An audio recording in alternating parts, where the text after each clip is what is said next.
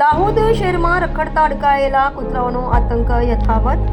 દાહોદ શહેરની ઝાયડન્સ હોસ્પિટલમાં અડકાયેલા કૂતરાઓને રસીકરણ માટે લાંબી કતારો જોવા મળી છે. ઝાયડન્સ હોસ્પિટલમાં રોજિંદા 10 થી 15 કેસ અડકાયેલા કૂતરાઓને રસીકરણના નોંધાયા છે.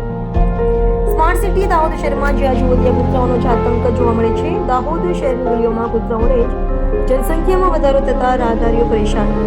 દાહોદ શહેરની ગલીમાં રખડતા કૂતરાઓનું શાસન જોવા મળી રહ્યું છે. દાહોદમાં જંગલી પ્રાણીઓના પણ ટક્કર મારે તેવા કૂતરાઓ જોવા મળે છે.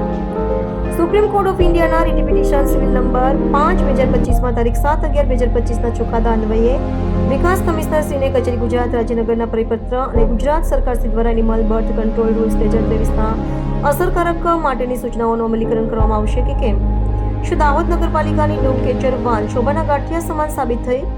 સૌથી મોટો સવાલ છે, દાહોદ નગરપાલિકા ક્યારે ડોગ કેચર વાનને દૂર ખંખેરીને ઉપયોગમાં લેશે? ત્યારે સ્માર્ટ સિટી દાહોદના લોકોને રખડતા અડકાયા કૂતરાઓના ત્રાસથી મુક્તિ મળશે. Reporter Bharat Prajapati, TV Mirror News, Dahod. હાજી બેન, તમે ક્યાંથી આવ્યા છો?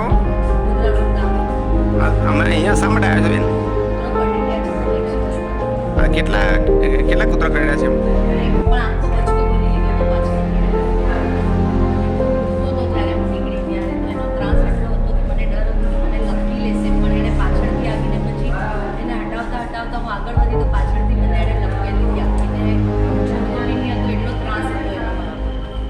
દાહોદમાં એટલે કેટલા કૂતરા છે? એવું અડકેલા કૂતરાઓ અતિશય છે,